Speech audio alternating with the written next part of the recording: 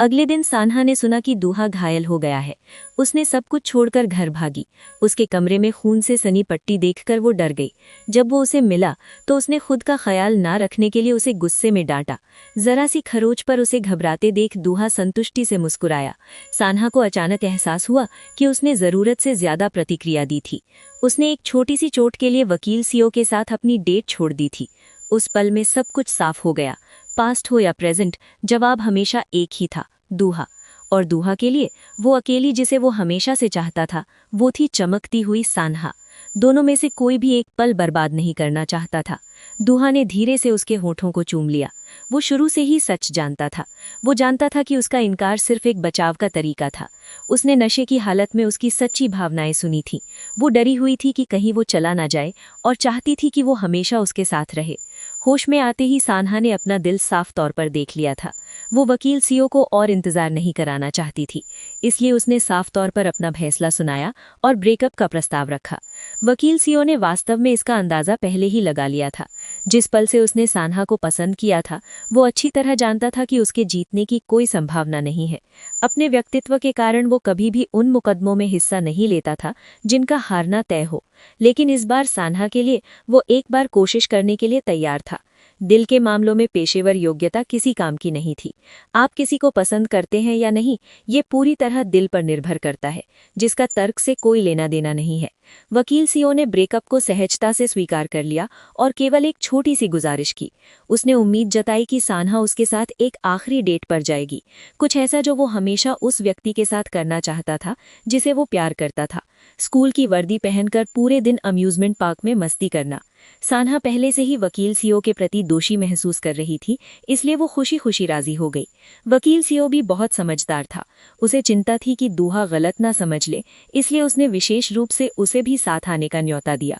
उन तीनों ने पार्क में बच्चों की तरह खूब मस्ती की। हालांकि प्यार में चीजें योजना के अनुसार नहीं रहीं, लेकिन वकील सीओ खेलों में लगातार जीतता रहा। दूहा को यकीन नहीं हुआ और उसने सान्हा के साथ हाथ मिला लिया। उन दोनों को एक गेम वापस जीतने के लिए काफी समय बिताना पड़ा। उन तीनों का दिन वाकई बहुत मजेदार रहा। वकील सीओ ने भी अपना मूड ठीक कर लिया, सान्हा के लिए अपनी भावनाओं को दिल में गहराई से दफन कर दिया और एक बार फिर पूरे दिल से काम के लिए समर्पित हो गया। एक निर्णायक और मजबूत सीनियर वकील का अपना अंदाज फिर से पा लिया। फिर भी कुछ देर रुककर दूहा और सान्हा पार्क में साथ बैठे। लंबे समय के बाद आखिरकार सान्हा ने अपने दिल का सामना करने की हिम्मत की और दूहा के सामने अपने प्यार का इजहार किया। उसने कहा कि वो दूहा को बहुत पसंद करती है और ये भावना उसे हमेशा उसे खोने के डर से परेशान करती रही। कई बार तो वो अपने दिल की असुरक्षा और घबराहट को छिपाने के लिए नफरत और नाराजगी का सहारा लेना चाहती थी, लेकिन हर बार जब वो दूहा पर गुस्सा होती तो उसे एहसास होता कि उसके लिए उसकी सच्ची भावनाएं कभी नहीं बदलीं। इस बार वो अब भागना नहीं चाहती थी, बस दूहा का हाथ कसकर थामना चाहती थी और साथ मिलकर अंत तक जाने की कोशिश करना चाहती थी, भले ही भविष्य कितना ही कठिन क्यों ना हो। दूहा ने सान्हा की ओर देखा, जो पूरी गंभीरता और भावनाओं से अपने प्यार का इजहार कर रही थी। तभी आसमान में आतिशबाजी होने लगी, मानो उनके प्यार का जश्न मना रही हो। दूहा ने धीरे से सान्हा के होठों को चूम लिया। प्रेमी आखिरकार एक हो गए थे। अपने रिश्ते की पुष्टि करने के बाद दोनों के बीच का माहौल मिठास और गर्माहट से भर गया। घर लौटकर दोनों इतने उत्तेजित थे कि सो नहीं पा रहे थे। समय बिताने के लिए गेम खेलने का इरादा किया, लेकिन पाया कि दूसरे की हर हरकत उनके दिल में हलचल पैदा कर सकती है, जिससे उनका दिल जोर जोर से धड़कने लगता है। घर लौटकर दोनों इतने उत्तेजित थे कि सो नहीं पा रहे थे। समय बिताने के लिए गेम खेलने का इरादा किया, लेकिन पाया कि दूसरे की हर हरकत उनके दिल में हलचल पैदा कर सकती है, जिससे उनका दिल जोर जोर से धड़कने लगता है। जैसे ही दूहा खुद को रोक नहीं पाया और सान्हा को चूमने ही वाला था, वो अचानक कांपने लगी। सान्हा, जो शायद ही कभी बीमार पड़ती थी, उसे अचानक तेज बुखार हो गया। दूहा को ये देखकर हंसी आई। उसने मजाक में कहा कि ये अपनी भावनाओं को बहुत लंबे समय तक दबाने और फिर अचानक बाहर निकालने का असर है। इससे पहले कि दूहा और मजाक कर पाता, अगली सुबह वो भी बीमार पड़ गया और उसे भी तेज बुखार हो गया, जो कम नहीं हो रहा था। सान्हा और दूहा को एक साथ बीमारी की छुट्टी लेनी पड़ी और वे एक दूसरे का ख्याल रखने के लिए घर पर ही रहे। दूहा ने जिद की कि सान्हा उसके लिए नाशपाती छील कर खिलाए। इस बात ने सान्हा को एक पुरानी कहानी याद दिला दी। दूहा की माँ साल भर व्यस्त रहती थीं। एक बार वीडियो कॉल के दौरान सान्हा ने देखा कि दूहा को तेज बुखार था। उसने घबराकर उसे डॉक्टर के पास जाने के लिए कहा। लेकिन दूहा ने उसे बोलने नहीं दिया, ये सोचकर कि उसकी माँ पहले से ही बहुत थकी हुई हैं और उन्हें उसके बारे में और ज़्यादा चिंता नहीं होनी चाहिए। तब से दूहा ने हमेशा बीमार न होने की कोशिश की और अगर वो वास्तव में बीमार होता भी था तो वो इसे चुपचाप सह लेता था। नाशपाती खाते हुए दूहा के खुश चेहरे को देखकर सान्हा का दिल हमदर्दी से भर गया। कुछ दिनों के आराम के बाद दोनों की हालत में सुधार हुआ। ये सान्हा की माँ की पुण्यतिथि का समय था और दूहा कब्र पर जाने के लिए उसके साथ कब्रिस्तान गया। कब्र के पत्थर के सामने सान्हा को रामेन नूडल्स का एक कटोरा मिला। वो हैरान रह गई और तुरंत अपने पिता को ढूंढने के लिए खड़ी हो गई। जब से उसकी माँ बीमार हुई थी, उसके पिता बिना एक शब्द कहे चले गए थे। अपने पिता के बारे में सान्हा की यादें उसी समय पर रुकी हुई थीं जब उसकी माँ गंभीर रूप से बीमार थीं। उन्होंने माँ की हालत की परवाह किए बिना उनके लिए रामेन नूडल्स बनाने की जिद की थी। उसने गुस्से में नूडल्स का कटोरा पलट दिया था और उसकी जगह पतली खिचड़ी रख दी थी।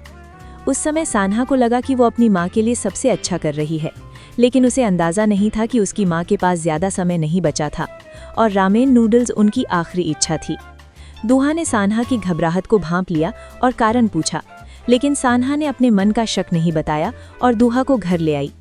उस रात सान्हा करवटें बदलती रही, उसे नींद नहीं आ रही थी और दूहा का भी यही हाल था। इसलिए दोनों बात करने के लिए खुले छत पर लेट गए। सान्हा को शक था कि उसके पिता उसकी माँ की कब्र पर आए थे। उसे याद आया कि माँ के अंतिम संस्कार के दौरान भी उसे उनकी एक झलक दिखी थी। उसे लगा कि उसका अपना स्वभाव ही था जिसने उसके पिता को दूर भगा दिया और उसकी माँ को मरने से पहले नूडल्स का आखिरी कटोरा खाने से भी रोक दिया। दूहा ने सान्हा को ये कहकर दिलासा दिया कि उसके तेज स्वभाव के पीछे हमेशा उसकी अच्छाई छिपी होती है। सान्हा की माँ की तरह वो हमेशा अपनी बेटी के दिल को समझती थीं। आखिरी पल तक उनके साथ और देखभाल को महसूस करते हुए दोनों ने अपने दिल के छोटे छोटे राज साझा किए और हाथ में हाथ डालकर एक शानदार रात बिताई। खतरा एक बार फिर मंडराया। दूहा को एक ईमेल मिला। ये खबर मिलने पर कि डोंग जैसा दिखने वाला एक शव मिला है, उसने शुरू में इसे अनदेखा करने का सोचा क्योंकि इन वर्षों में ऐसी खबरें कई बार आई थीं, लेकिन हर बार निराशा ही हाथ लगी थी। हालांकि इस बार उन्हें शव पर डोंग का नाम कार्ड यानी नेम टैग और कई अन्य निजी सामान मिले थे। दूहा ने तुरंत अगले दिन के लिए हवाई जहाज का टिकट बुक कर लिया। उसने सान्हा को सच नहीं बताया, केवल ये झूठ बोला कि उसे अमेरिका में ज़रूरी काम है और गर्मियों के ख़त्म होने से पहले वापस आने का वादा किया। दूहा के जाने से सान्हा को अकेलापन और खालीपन महसूस हुआ। भाग्यशात जाने से पहले वो पूरी रात जागकर सान्हा के लिए पूरे घर में स्टिकी नोट्स चिपकाता रहा। उसे चोट लगने और फिसलने से बचने की याद दिलाता रहा और फर्श की मरम्मत भी की। उसने एक बार फिर वादा किया कि सान्हा को आखिरी पर्ची मिलने से पहले वो निश्चित रूप से वापस आ जाएगा और फिर कभी नहीं जाएगा। सान्हा ने गर्मियों से सर्दियों तक इंतज़ार किया, लेकिन दूहा वापस नहीं आया। वो और इंतज़ार नहीं करना चाहती थी, इसलिए उसने छुट्टी ली और उसे खोजने के लिए अमेरिका चली गई। जैसे ही वो हवाई अड्डे पर पहुंची, उसने देखा कि दूहा वापस आ रहा है। उस समय सान्हा को पता चला कि अमेरिका में 5 महीनों के दौरान दूहा हमेशा डोंग को वापस लाने के तरीके खोज रहा था, ताकि उसे वापस लेक हाउस लाया जा सके, जिसे डोंग वास्तव में अपना घर मानता था। उस पल उसका दिल दर्द से भर गया। वो सोच भी नहीं सकती थी कि डोंग के नापता होने के 3 सालों के दौरान दूहा को अकेले कितना दबाव झेलना पड़ा होगा। बार बार उम्मीद और फिर निराशा। सान्हा ने दूहा का हाथ कसकर पकड़ लिया। वो नहीं चाहती थी कि वो अब सब कुछ अकेला सहे। दूहा के साथ डोंग का साधारण अंतिम संस्कार करने के बाद उसे लगा कि सब कुछ खत्म हो गया है, लेकिन उसने पाया कि दूहा न केवल अपने दिल का बोझ कम नहीं कर पा रहा था, बल्कि उसकी मानसिक स्थिति भी दिन प्रतिदिन खराब होती जा रही है। उसे पूरी रात नींद नहीं आती थी, सोने के लिए गोलियों का सहारा लेना पड़ता था और वो रोज लगातार काम करता रहता था, घर नहीं जाना चाहता था। सान्हा ने डोंग का लोहे का बक्सा खोला, जिस पर लंबे समय से धूल जमी हुई थी, और उसे वो आखिरी पर्ची मिली जो दूहा ने उसके लिए लिखी थी। उस पर लिखा था कि अगर मैं डोंग को वापस ले आया तो क्या लेक हाउस अभी भी मेरा स्वागत करेगा। आखिरकार सान्हा समझ गई कि दोनों के दिलों में उलझनें थीं और समस्या की चाबी डोंग के पास थी। उसने फैसला किया कि वो दूहा को अब भागने का मौका नहीं देगी और उसे उसी पहाड़ पर ले गई जहां वे तीनों घर से भागते समय चढ़े थे। पता चला कि जब से डोंग गया था, दूहा गहरे पछतावे में डूबा हुआ था। बचपन से ही दूहा अपने भाई के विचारों को आसानी से समझ लेता था। जब उनके माता पिता ने तलाक लेने का फैसला किया तो अपनी माँ को देखते समय उसके भाई की आंखों की नमी से उसे पता चल गया था कि डोंग वास्तव में माँ के साथ रहना चाहता था, लेकिन उसे मौका देने के लिए उसने अपने असली विचार छुपा लिए थे और अंत में दूहा को माँ के साथ रहने दिया। दूहा को सान्हा के प्रति डोंग के भावनाओं के बारे में भी पहले से पता था। हालांकि वो समझता था कि उसे अपने भाई के साथ मुकाबला नहीं करना चाहिए, लेकिन सान्हा के चमकते चेहरे ने उसे खुद को उससे प्यार करने से रोकने नहीं दिया। उस साल जब उसने सान्हा से अपने प्यार का इजहार किया था, दूहा को ये महसूस करके असहजता हुई कि उसका भाई उसके और सान्हा के बीच एक दीवार बन गया है। इसलिए उसने अपने भाई से इस लव ट्रायंगल से पीछे हटने को कहा। तब से उसका भाई एक्सीडेंट होने तक घूमने फिरने के लिए लेक हाउस छोड़कर चला गया था। दूहा ने खुद को बहुत दोषी माना, हमेशा ये सोचते हुए कि अगर उस साल उसने ये मांग ना की होती तो शायद उसके भाई का एक्सीडेंट नहीं होता। दूहा ने अपने भाई के जाने के लिए अपनी स्वार्थ को जिम्मेदार ठहराया। उसे और भी ज्यादा परेशानी इस बात से थी कि इस बार लेक हाउस लौटने पर उसे हमेशा ऐसा महसूस होता था जैसे वो डोंग की आकृति देख सकता हो। उसे यकीन नहीं था कि उसका भाई अभी भी उससे नाराज है या नहीं। यहाँ तक कि उसे ये भी शक था कि उसने सान्हा को चुरा लिया है, जिसकी वजह से उसका भाई उसे माफ नहीं कर रहा।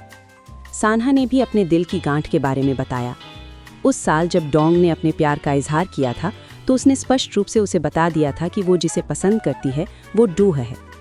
उसने हमेशा सोचा कि उसकी बातों ने डोंग का दिल दुखाया, जिससे वो हमेशा के लिए चला गया।